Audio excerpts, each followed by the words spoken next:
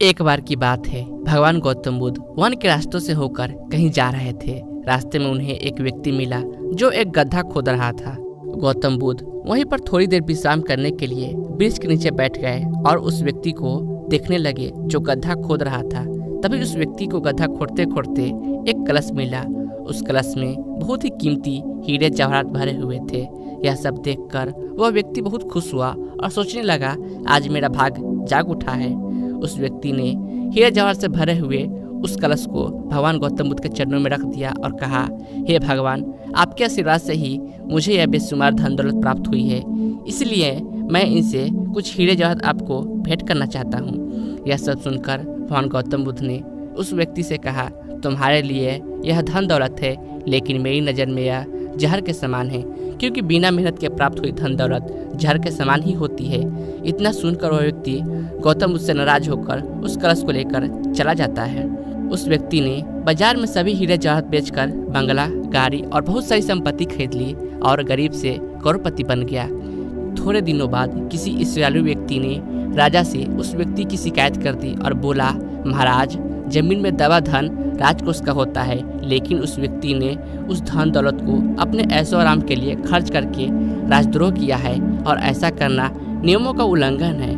यह सब सुनकर राजा ने अपने सैनिकों को उस व्यक्ति को पकड़ने का आदेश दिया और राज दरबार में बुलवाया गया तो राजा ने उस व्यक्ति से उस कलश को जमा कराने के लिए बोला। राजा के सामने आकर वह व्यक्ति घबरा गया और उसने सब कुछ उगल दिया कि मैंने सभी हीरे जवाहरात बाजार में बेचकर संपत्ति खरीद ली है। यह सब सुनकर राजा ने उस व्यक्ति से कहा, ऐसा करके तुमने हमारे राज्य के नियमों का उल्लंघन किया है, इसीलिए तुम्हें इसकी सजा जरूर मिलेगी। और राजा के आदेश से उसे अपने परिवार सहित जेल में डाल दिया गया और उसकी सारी संपत्ति जब्त कर ली गई। काफी दिनों के बाद वह राजा जेल में कैदियों के निरीक्षण के लिए गया। तभी उस व्यक्ति ने राजा से अपनी सजा माफ करने के लिए आग्रह किया और कहा, महाराज, जब मुझे वह कलश जमीन में गड्ढा खोदते समय मिला तो भगवान गौतम बुद्ध वहीं पर मौजूद थे।